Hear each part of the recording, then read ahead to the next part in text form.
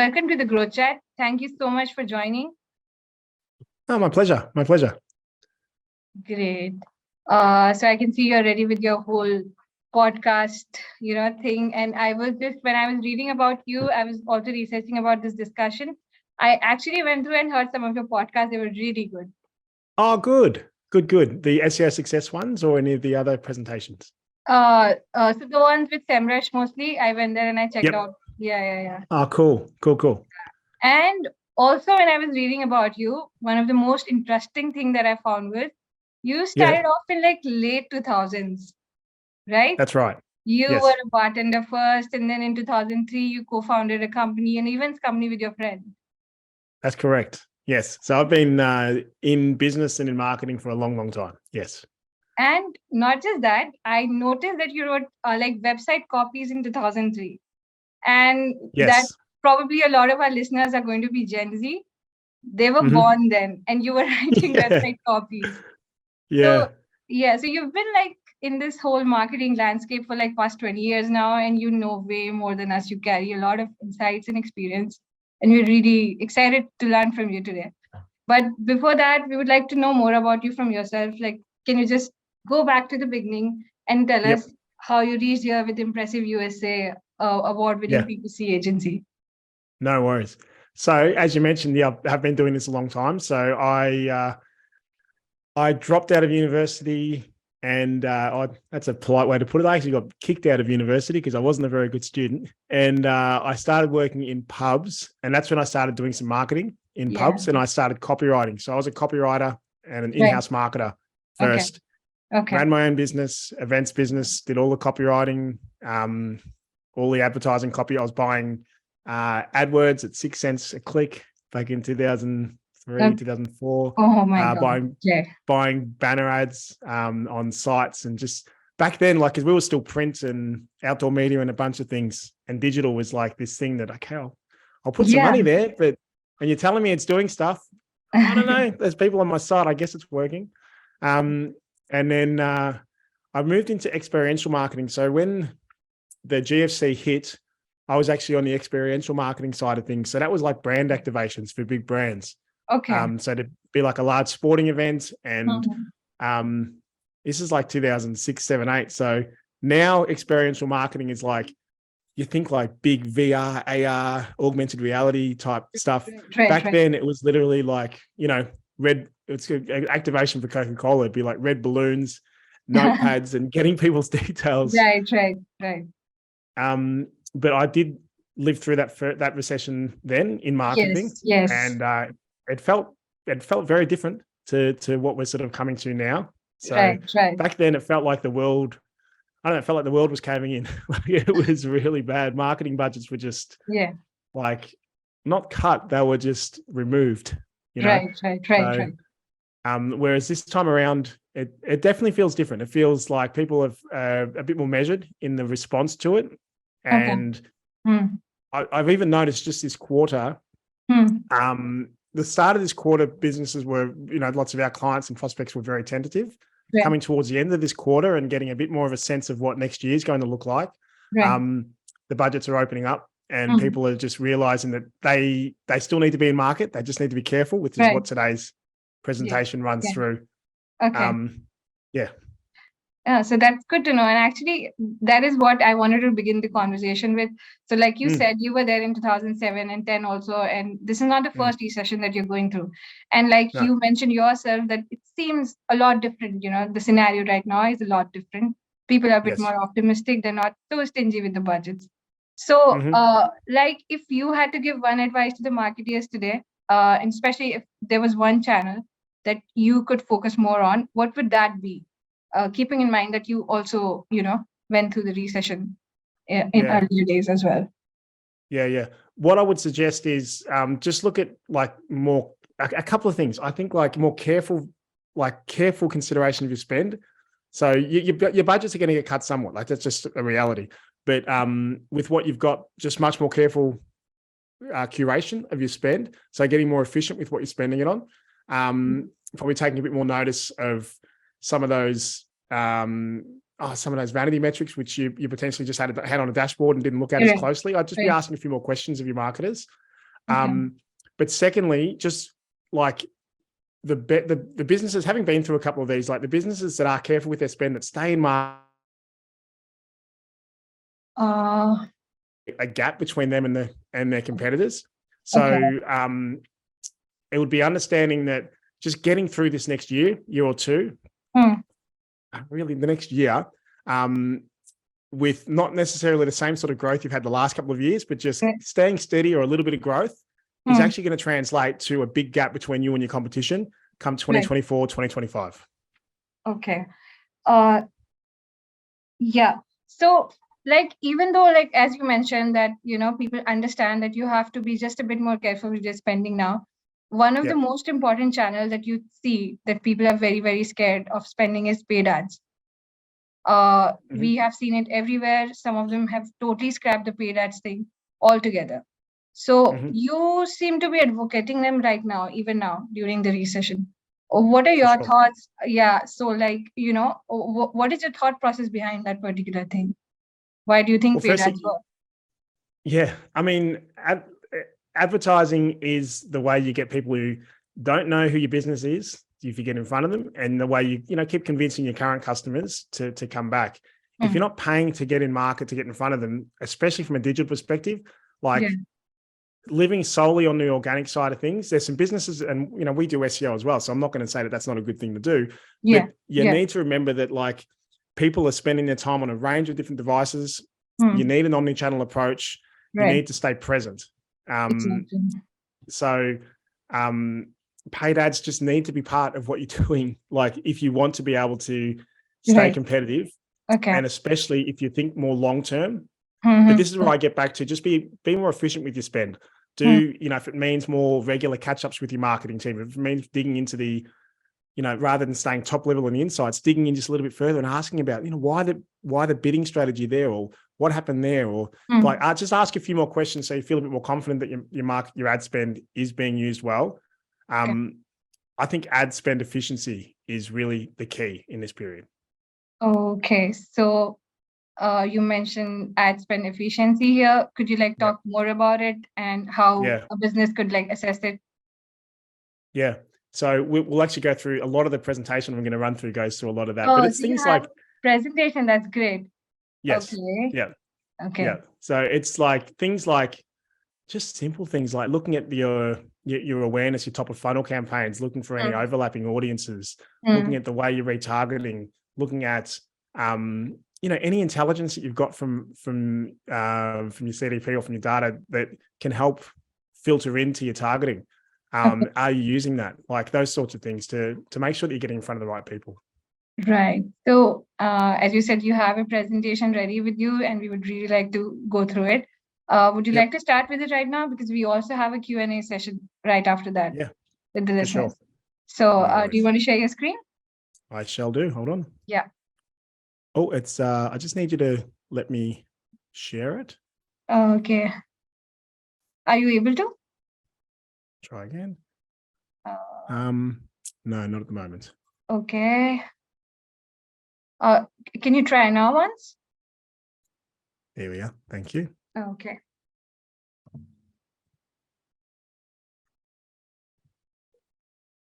Okay. So here we are. So I'm going to run through some slides. How to revamp your paid media strategy for recession. So I've got a few slides here, which we've just covered off on a bit. So a little bit on me, myself, why you should listen to me, what I've done, but I've covered off on some of that. A little bit about the agency that Impressive, which you'll hear a bit about as well, and some of our experience. And then I'm going to get into, I've got 23 tips for 2023. So it'll be, some of them I'll go into a bit more detail than others, but if anyone's got any questions, I just recommend just jot them down, and potentially after in the Q&A, I can give you some answers. And if I don't have the answers, I've got a lot of really clever people in my team, so I'll grab some details and I can come back to you. Sure. Cool. So who is this guy? So I am Australian, as you probably picked up from the accent. Texas-based, so I'm in Austin, Texas. Marketing nerd. I just love talking marketing and getting inside consumers' brains and trying to figure out what motivates them. 20 years in marketing. The last 10 years has been pure digital marketing. Prior to that, I was across everything. I was a copywriter, as I mentioned, we did outdoor ads, print, a range of different things, but 10 years just pure digital. Coming up on 11 years now. I'm a multiple time founder, so I've owned and run a bunch of businesses, some smaller, some bigger. My first business with a friend was an events business. We had about 30 staff, and I've had some solo businesses as well. The reason I think that's important is, and I always, when I'm looking at hiring for my team, I really feel like people who've spent their own dollar on advertising have a better appreciation for what that dollar means. So, I think that's quite important. I'm a 2-time SEMrush Award winner. A couple of my clients that I led the strategy on, we've won SEMrush Awards, and I'm also host of the podcast SEO Success Stories. So you should Google that if you're into SEO. Today's about paid media, but if you're into SEO, I interview some of the world's cleverest in-house SEOs from big global brands, educators, thought leaders, and the like. Look me up. I'm on LinkedIn. Obviously, everyone is, but I'm pretty active there. So if you just look up Russ Macumber, you'll find me, and I'm open to connect and answer any further questions. Where am I from? So Impressive Digital. We are an independently owned global performance marketing agency. So we've got about 120-ish staff. We are one of the indies. So one of the, independently owned smaller agencies that's shaking things up and, doing some work with some pretty big brands and, being a bit more agile and experimental in the way that we work. And, we've won a bunch of awards along the journey. So we've been running since 2016. We're a Deloitte Tech Fast 50 2 times, Retail Global Marketing Partner of the Year. We are a 6-time SEMrush Award winner. We've won Global Search, APAC Search. This Texas agency has been rated top 5 in Texas by Clutch. And we just won, this is like me just bragging, because we just won the Best Culture Award at the Austin Business Awards, which I'm really proud of. In terms of the paid media stuff, so we've got over 60 in-house performance marketers. It's actually more than that now, it's 70. But we're a partner across all these. So basically what that means is we have specialists who are all accredited. So a lot of the tips that you run through today, that I'm running through today, are by actual accredited certified platform marketers. And that's all the stuff we do at Impressive. Anyway, that's just a bit of background as to who I am and why you should maybe, have a listen to what I'm about to share. Now, the real content. So I'll be sharing beginner to intermediate level. So if you've got more advanced questions, throw them at me. I'll answer what I can and I can come back to you afterwards. The reason I kept it at that level is I know often on these types of seminars, you have potentially, really high level people who are just looking for ideas to filter back to their team. So, I thought that might just be a good place to pitch it. One of the reasons we're going through this, obviously recession's coming, ad spends on platforms have been increasing. You've got Meta here from 2021 to 22. It wasn't talked about a lot, but Instagram especially, the CPMs grew substantially. And then, the rapid rise of TikTok. I found this fascinating from our own experience because it's basically coming straight out of Meta a lot of the time. Like the Facebook and Instagram spends are getting reallocated to TikTok. Whether that's a good idea or not really depends on the brand and depends on your marketing team's ability to capitalize on it, because the TikTok platform is nowhere near as advanced as Meta. So you need to be a bit more clever in the way that you use that platform, but there's great visibility, super engagement. So for the right brands and the right customers, it can be a great channel. So just some more setting the table before I get into it. Some of the slides are Google, some are Meta, some are platform agnostic, some of these hacks that I'll go through. So we're covering a lot of bases, but that's it. All right, so we'll get into it. All right, firstly, so this is more of a Google specific. So sort your keyword or search by cost column. So when you're doing an audit of an account, or if you just want to start to get in and get a feel for, okay, Russ keeps talking about efficient use of ad spend. Am I efficiently doing it? Jump in, see where most of your spend is going, and then figure out, if I'm spending a lot on keywords that are just not performing, have a think about culling them out or even adding them as a negative. So this is something, especially early in a campaign, you want to be jumping in and doing quite regularly. This one's called the Logan Shuffle. So Logan's this guy. He's in our team here. He's our senior paid media specialist. So find the best performing ads. So this could run on TikTok or on Meta. Find your best performing ads, whether that be creative or copy or both, the entire ad. Duplicate them and place them in other ad sets that need help. So if you've got a proven formula for creative, a proven formula for copy or for the whole thing together, duplicate it, try it in a different ad set, different targeting, see how it goes. You can rinse and repeat that quite often. And it's often one of the first things, if we're getting into a new account and we can see one killer ad and then a bunch of really average ones, but we think the targeting is probably okay, let's just grab that killer ad and start testing it across the others and seeing if we can get some wins there. That's the Logan shuffle. Thanks, Logan. A/B testing ad copy. Don't always assume one copy variation will do well. You've just always got to test. Quite often the ones, I'm a copywriter by, like, that's kind of the soul of myself as a marketer. Quite often I'll think I've written the most amazing, witty, sharp, succinct, look at how I've just nailed that in one short sentence. And it bombs. So it's really keeping a close eye on it, always A/B testing and always looking to improve what you're doing. Just an example here of same ad, some different copy that the Capital One is running to see which one's going to be generating the better results. But the key is once you've got yourself a good set of data, that might take a week, it might take a month, depending on how much your media spend is, and you've got a clear winner, Carl, test again. See what else you can do to try to improve. It's really always experimenting. Google Shopping. So specific to shopping, analyze performance by product category. And if there's a positive outlier, potentially pull it out and give it its own category. So typically the way marketers will run a shopping campaign, especially when you're just starting out, is you'll run like a catch-all, all products, just load them in, let Google do its thing and pull in the traffic and start to convert. But then once you've done that for a period, again, the length of that period depends on how much ad spend.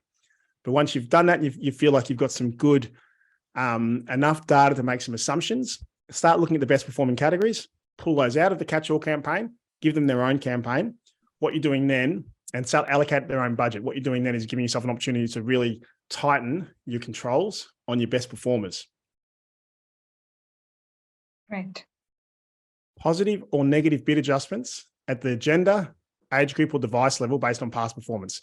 So having a look at things like gender, age group, device, and what is working, what's not working, and then adjusting the bid depending on historical performance. So this is a really straightforward example here. So whether it's mobiles, desktop, tablets, different products clearly are going to engage differently on different devices. We've got a data company that we just started working with. Anecdotally, I was talking to the marketing manager and he said that something like 92% of their traffic comes through on desktop. And I always kind of question that a little bit. That's a really high number. But jumped into analytics. Yep, correct. It is 92%. It's just a particular product that people, C-level executives are really only looking at on a desk like this, as opposed to, at home while they're watching Netflix. It's just not that kind of product. So if we're running ads for that particular client, obviously we're going to prioritize anyone on a desktop and try to get more of that ad search space. Same again, positive or negative bid adjustments based on affinity group. So, things like, so affinity is obviously within Google, it's audiences that have an affinity with your brand. So it's trying to figure out, okay, well, how can we find those audiences and what can we do to make sure that we're getting in front of them more if they do have a strong affinity with the brand? Another one for bid adjustments, household income. Good example here. We've got a product which is we deal a lot in e-commerce. This particular product is a luxury, or we've got two products that are the same. Luxury, one is home gym equipment. The AOV is, in the vicinity of sort of $3,000-4,000. The other one is golf simulators, similar AOV. It's not the sort of product that someone with not a lot of money and not a decent sized home is going to purchase. So if we know that, household income is going to be a big indicator of that, that is definitely the sort of person we want to be bidding more to get in front of. So look, using that to help, again, more efficient ad spend. Where am I putting my dollars where my customers are more likely to be? Another overlaying factor of that, if you think about, one of my favorite things is talking to digital marketers who are just like really strong marketers at heart, and they get outside the tools and they can understand people, personas, get inside people's brains. Right. With that particular tactic, household income, if you want to overlay that again, if you're thinking about a product, let's go back to my golf simulator product. It needs a lot of space in someone's home, right? For it to actually be feasible. Same with the gym product. Where can you get your hands on, and this is what we did, try to get your hands on some data to figure out, well, what proportion of the states do we have larger garages, big, huge cellars, that type of thing. If you can get your hands on that type of data and get really geographically specific around household income, and then also big living areas, then you want to adjust more of your ad spend to those places. So the example for this was redistributing a bunch of our ad spend, which was focused on New York, where there was high household income, realizing that the size of those properties was much smaller, reallocating that to Texas, where you do have these big properties, big garages. So again, just thinking more about your customers and how to best use your ad spend to get in front of them. This is an example here of of just using household income and trying to get in that sort of top 10%. Okay, find the closest Google in-market audience for your industry product and then target them. So again, we're still on Google, we're just on bid adjustments, trying to figure out which in-market audience. So if it's apparel and accessories, then making sure that you are paying more to get in front of those people. So it's just about not just running the ads and letting Google decide, okay, cool, I'm going to bid this much, and Google, you decide who it's going to get in front of. It's taking control back from the platforms and using the data that the platforms give you in a really intelligent way. Make sure your Facebook ad copy, well, this is really Facebook and Instagram, really got to get used to just saying meta. Yeah. Make sure your meta ad copy matches the creative, and the landing page copy is appropriate for that creative as well. One of my pet peeves is scrolling through my feed and seeing the copy say something different to the creative itself.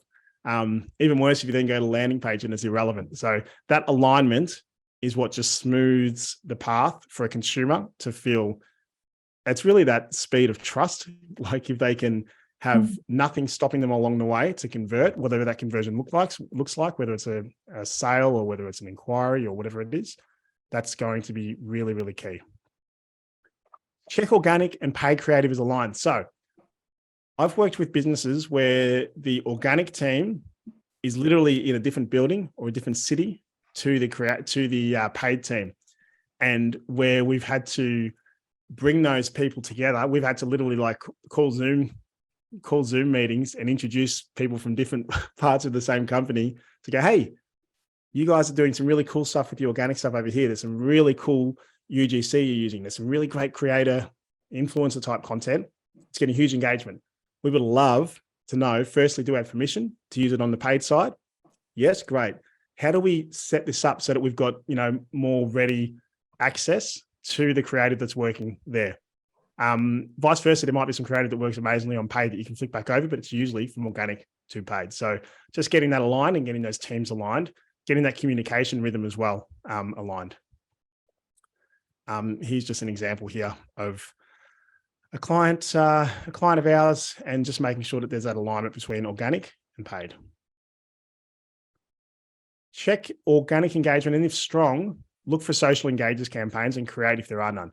Okay, so depending on the client, usually quite often it comes back to like the age of the client and the loyalty of their fans.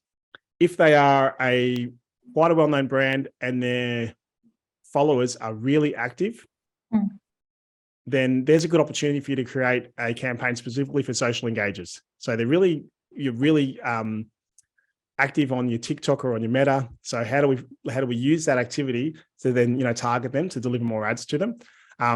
If there isn't one, then create one. Ducked ahead.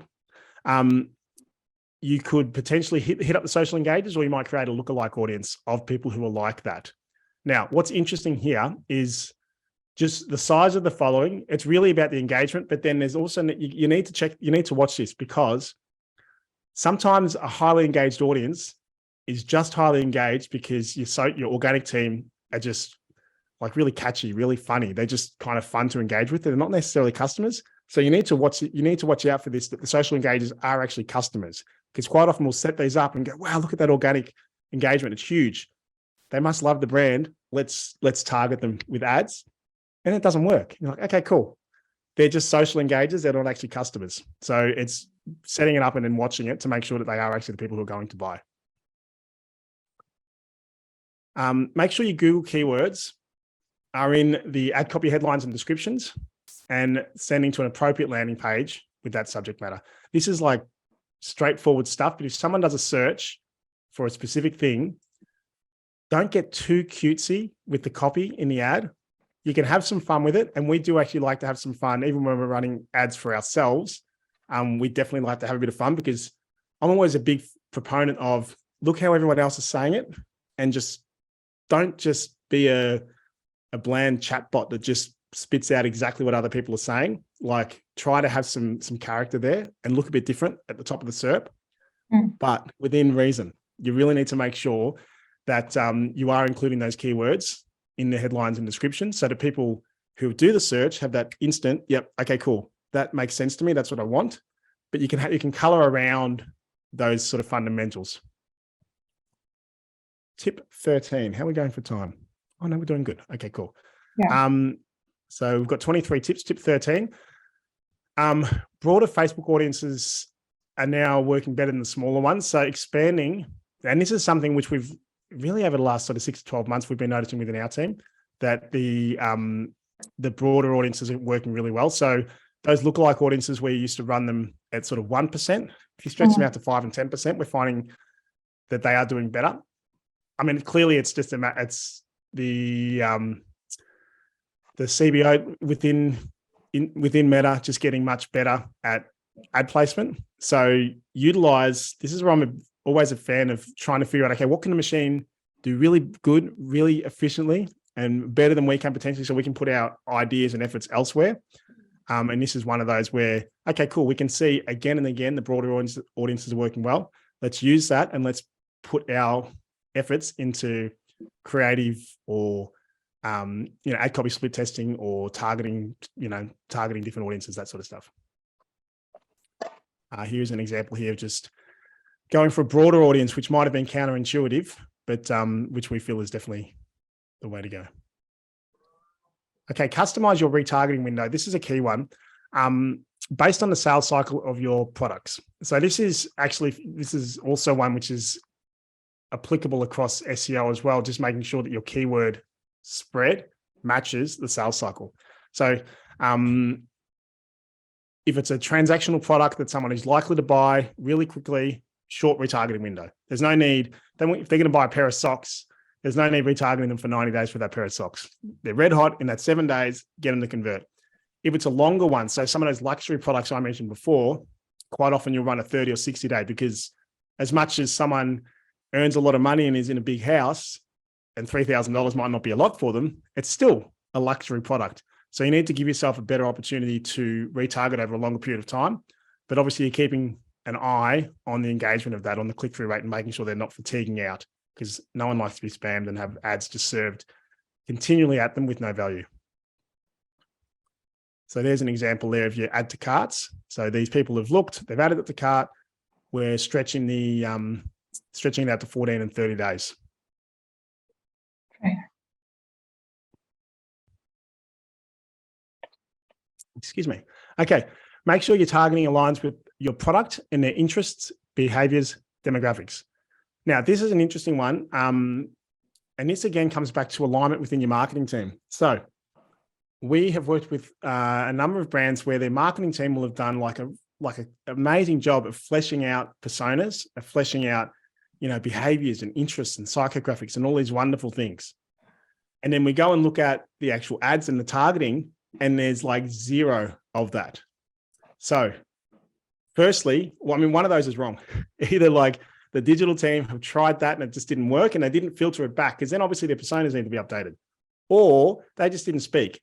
And these guys are just doing their own thing based on different assumptions to those.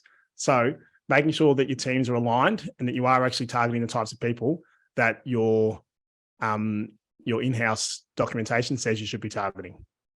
But again, sharing those learnings back and forth. So if you try that targeting, we've also done this where we were given really detailed personas.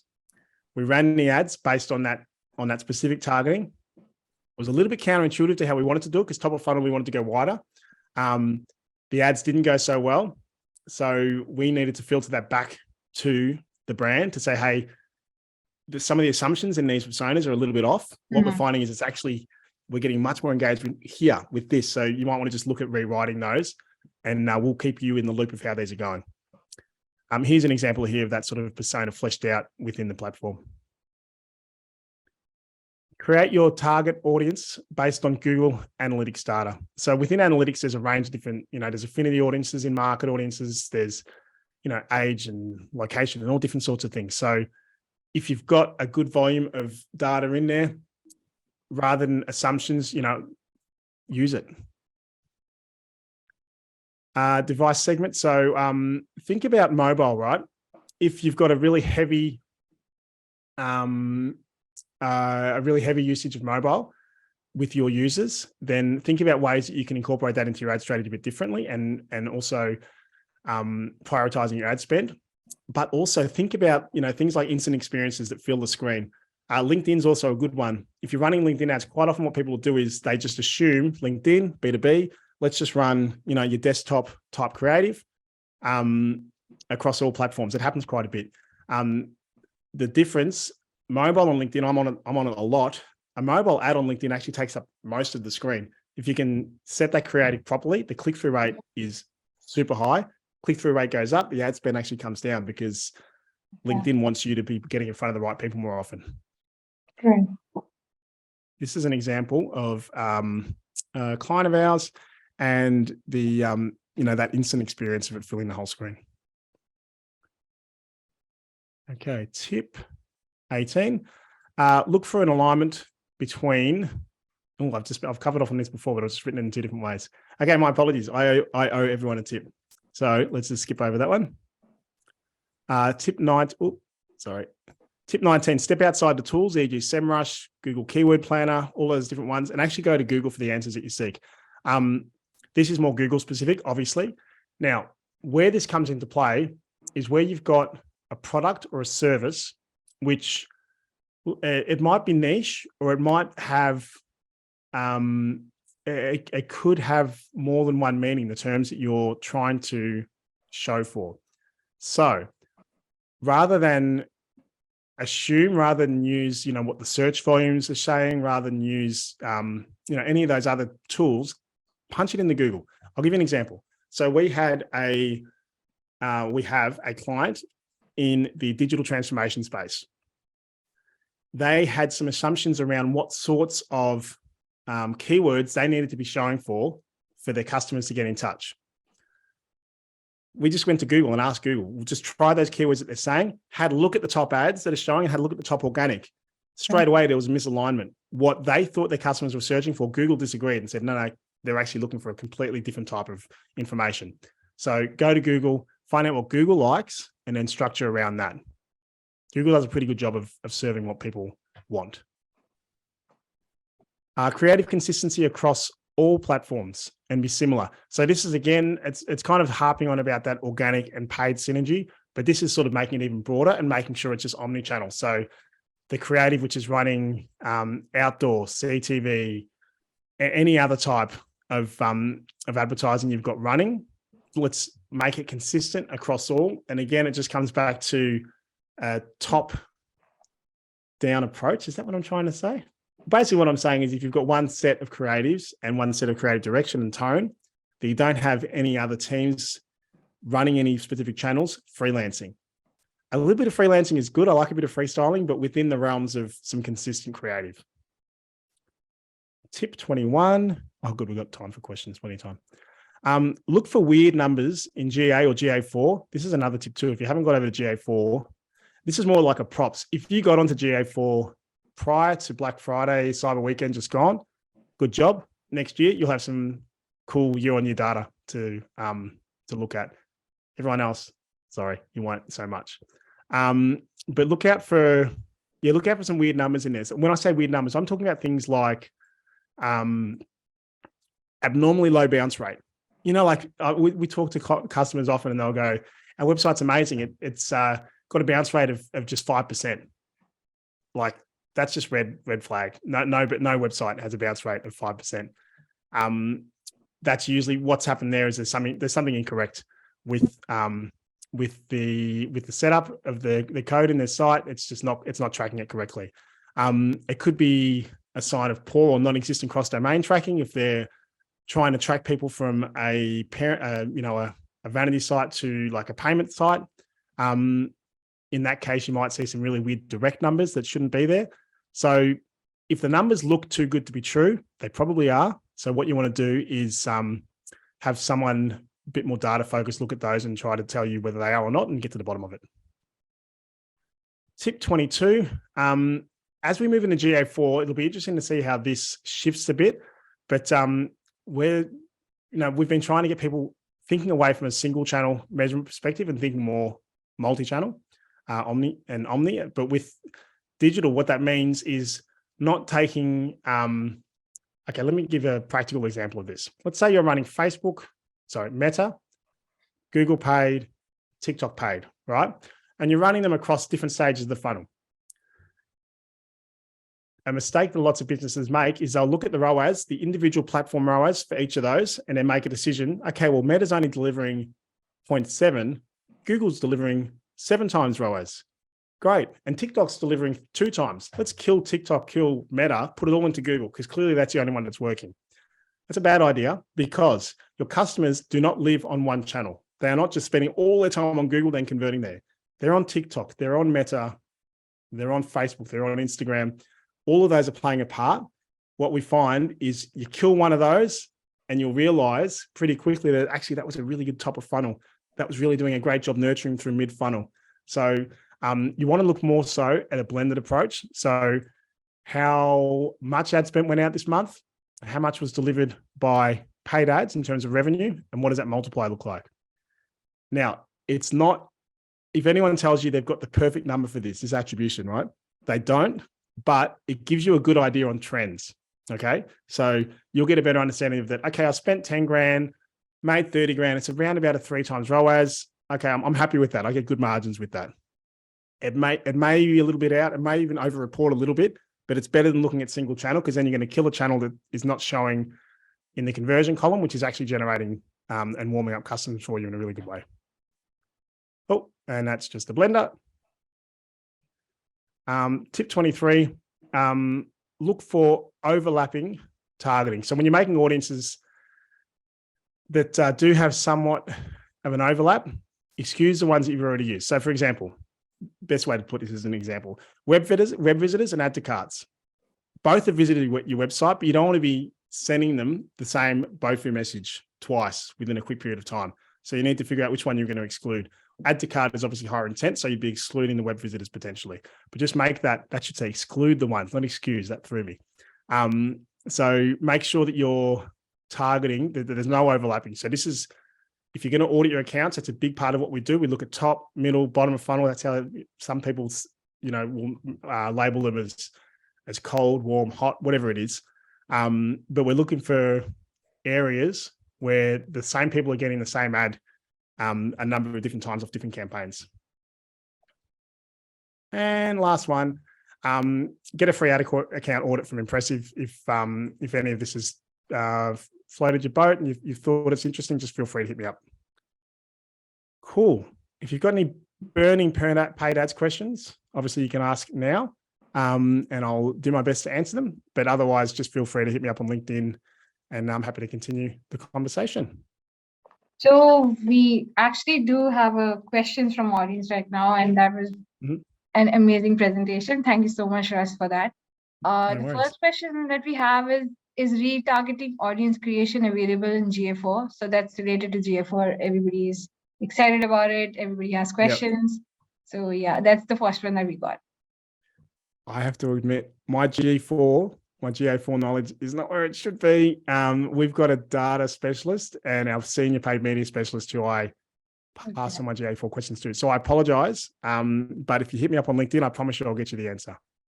Great. So there's one more question, and it says about creative consistency. Shouldn't we build ads that look native on the platform we're running the ads on?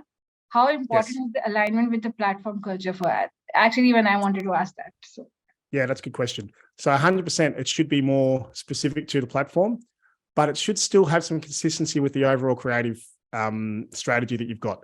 So, for example, TikTok creative is obviously going to be very different to LinkedIn or potentially to an outdoor ad. That said, there'll be some elements of your creative strategy that are going to need to be consistent across each. So if someone does see you on a different platform, they make that straight.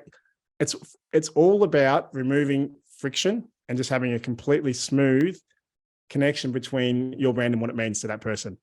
So yes, you're right. The tone should match the platform, but it should still sit within that overarching creative strategy that you've decided is the direction your brand's going to take. So some of the variations you might make variations in copy or in the call to action. There might be a slightly different version of the creative which is used on different platforms to match the platform, but it still should have consistency from across all platforms. I hope that answers the question. Yeah, so basically the messaging should be similar all across, your tone or your creatives. That could be a bit different, right? Correct. Trying to think of a good example of this. If you've got I think TikTok's just the best example because we run a bunch of stuff, ads. So here's an example for you. So when we first started running TikTok, which was, I don't know, a year and a half, 2 years ago, as with most new social platforms, you know, the kind of gut thing to do is go, okay, well, this works well on Instagram. That's kind of similar. We'll just run it over there. Not so good. Doesn't, you know, it's a completely different type of creative they want to see. So the learning for us was to make sure that, g'day, Justin. He said he's going to say hi. Hey, Justin. The learning for us was to understand that, okay, cool. There's logo, there's color scheme, there's these images that we have to use, but the way we present it on TikTok for people who are in that different mindset, that kind of TikTok just where they get sucked in the vortex, it needs to have a bit more for this particular brand. It just needed to be a bit sharper, a bit brighter, and a bit poppier. They're like the most marketing buzzwordy words ever, but it did really make a difference to the way that message was presented on that platform. And we were able to see a pretty quick change in results once we made it match the platform. But it was still the same images, same logo, same messaging, just delivered in a different way for that platform. Right.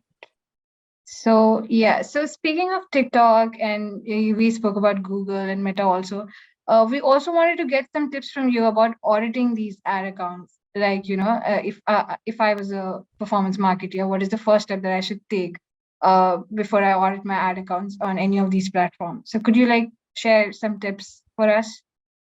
Yeah, I mean, there was a range of tips in the presentation. Some of the early ones talked about, sorting, let's say it's Google specific, like sorting your columns by cost and figuring out, okay, cool, this is what it's costing me, this is what it's getting me, and making your way down and making some decisions based on that as to whether you're getting in front of the right people. Other things like looking for, quite often you'll see you've got one or two ad sets that are going really well and then a bunch that are just bombing, but there might be like an even distribution of ad spend across them. So as I mentioned, the Logan Shuffle, grabbing that great ad that's working and start testing it across the other ones because you know that works. So let's just see if it works with different targeting.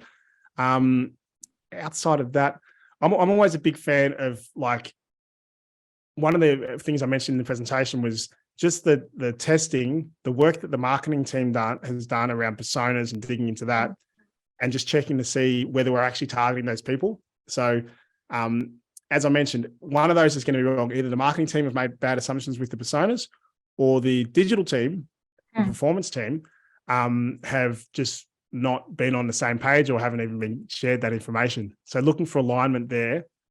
I think especially if there's like CMOs and there's high level marketers here, that's what I'd be looking for, some evidence from your performance teams of, hey, we've put this brand book, this brand style guide, these personas, we've got all of this amazing work done here around who resonates with our brand.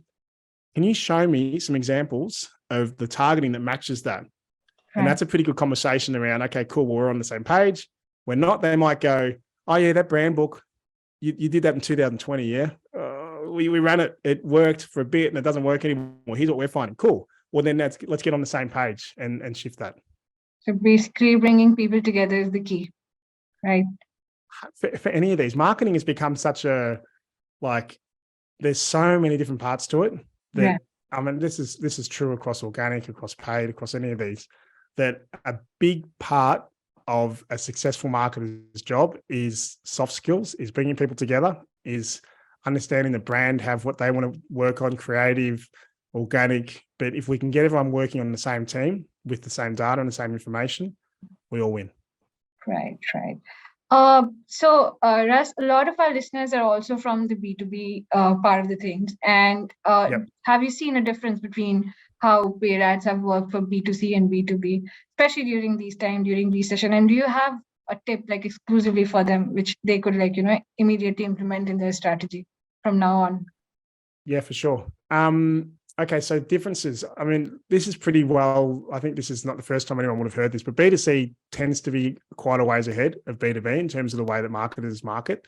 And B2B tends to be a bit slower in changing. So the classic is the MQLs for gated content that worked, 5, 6, 7, 10 years ago. And then, you've got an SDR, which is just slamming them on the phone until they eventually block you or pick it up and say something mean.